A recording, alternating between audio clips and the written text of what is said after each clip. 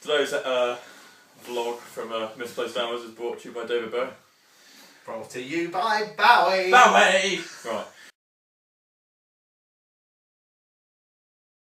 Hello everybody, welcome to Misplaced Hours. This is the second post I'm doing with my esteemed associate here from Talk Films. It's Jamie Bidwell. Who's feeling a little bit more well behaved and will not start laughing for no reason. That's the alcohol talk, I'm just waiting to see. So, we're going to be reviewing the second of the BrewDog single hop IPAs. This is a hop from the UK. It is Challenger, presented in a nice green bottle there. I don't know much about this hop type either, but again it's 6.7%, same malt bill, same quantity of hops, just the hops changed, that's the pure difference. So, let's give it a pop. Pimp it out. And let's give it a pour.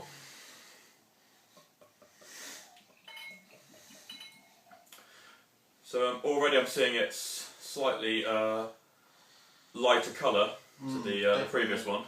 I was about to say the same thing. Still got a nice amber hue to it though. Decent thick white head. It's not as carbonated though as the previous one. No, definitely not, because you can already tell because the head doesn't quite get so thick. Well, it's still thick, but it's not quite as high as you may have seen in the other one with the Galaxy.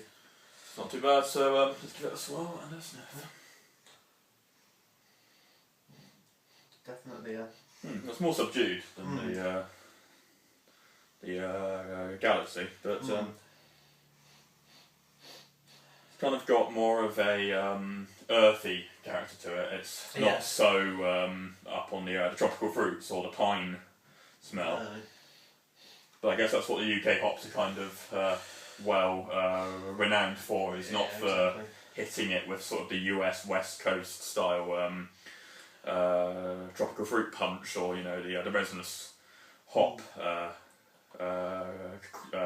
quality.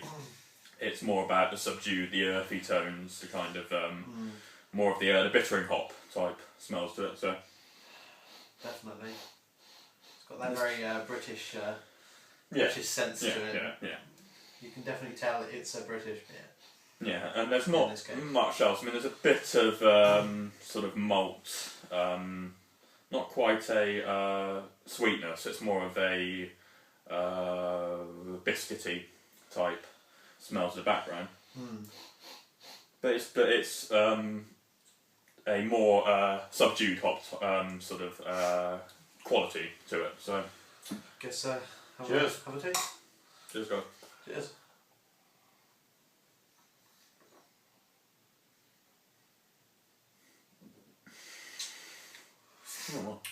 Oh, really get that immediate earthy feel to it. Hasn't really got much going for it in terms of the actual identifiable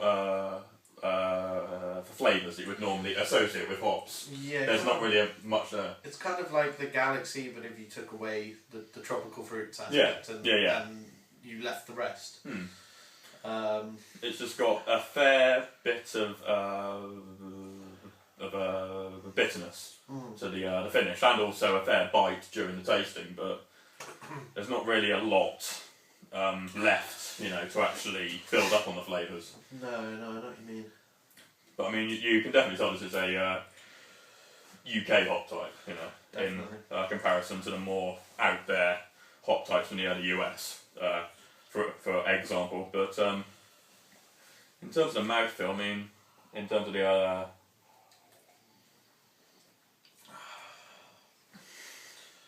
it's got a decent bit of carbonation to it. You can already tell it was going to be a slightly sort of richer in flavour by the fact that it was a bit darker than the Galaxy. Yeah. Which I actually would favour usually, but I've got to say on the Galaxy it did actually that sort of fruity aspect really brought in. It actually brought in more. Yeah. This one feels much more sort of single hop, but single flavour. You know, there isn't another diverse aspect to it to make it more interesting. But it's still very decent. Oh yeah, I would still favour it.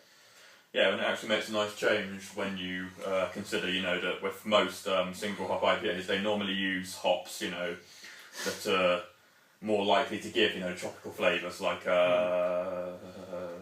Citra or Nelson Sauvin, and you know, hops like that. You know, hops that are more well known.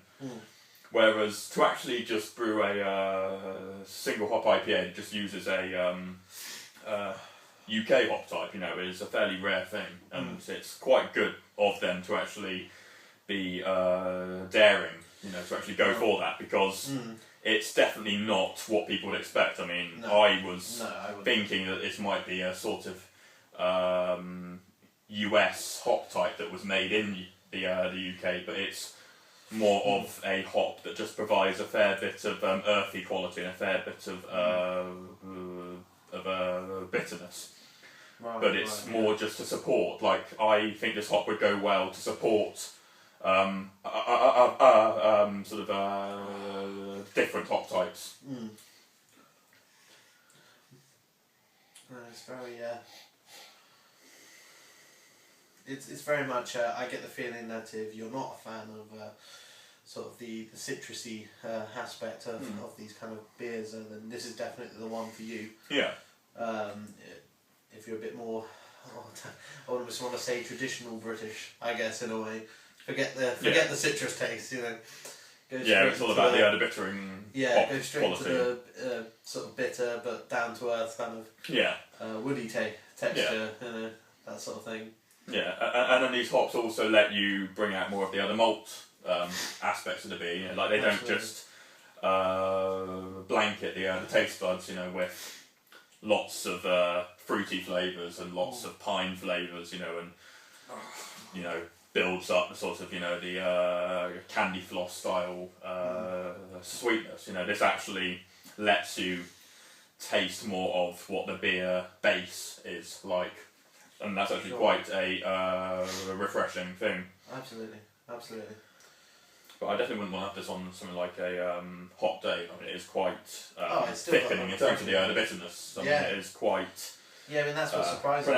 But it's not too bad though. It's kind of what surprises me in a way, because you would consider a more citrusy beer to be more refreshing because of the fruity aspect. But actually, regardless of the loss of sort of, I guess, fruitness, it's still very refreshing. It's still very. I can imagine having this outside in the garden or just out in a beer garden somewhere. Yeah. It's not too far. Enjoying it. It's not too far removed, you know, from the standard taste of most of, you know, the bitters that are produced in terms of cask bitters in this country, you know. So I think we just quite we definitely know, you know, this is a quintessentially English take on a single hop IPA, really. Absolutely.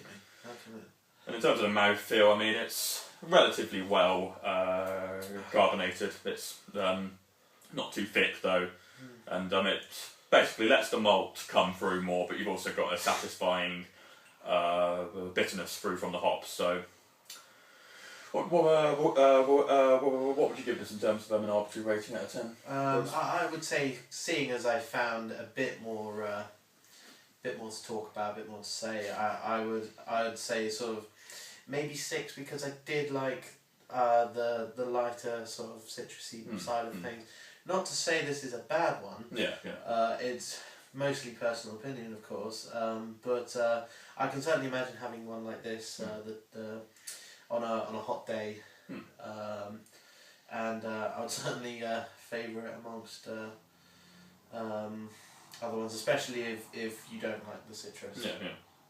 So, I must agree with my accomplice for this. I think it is an interesting idea in terms of, because UK hops are quite renowned for not providing lots of you know, the sort of West Coast US tropical fruitiness, you know, to a beer.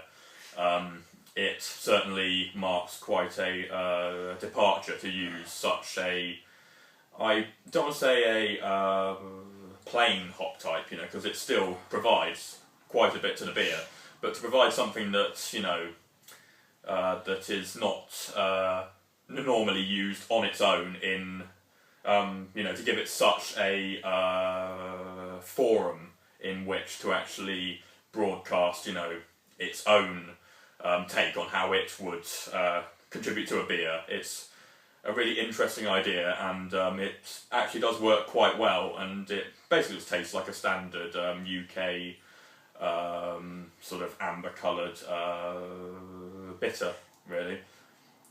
It just lets the malt come through more, you know, you've got the nice carbonation there, which is just a support, but it doesn't sort of overpower the body too much.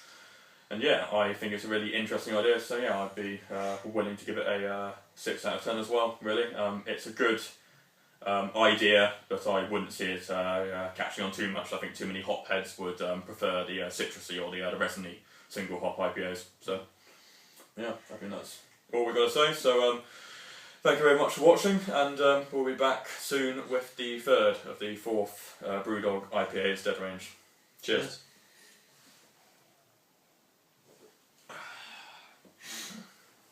That went a hell of a lot better than last one.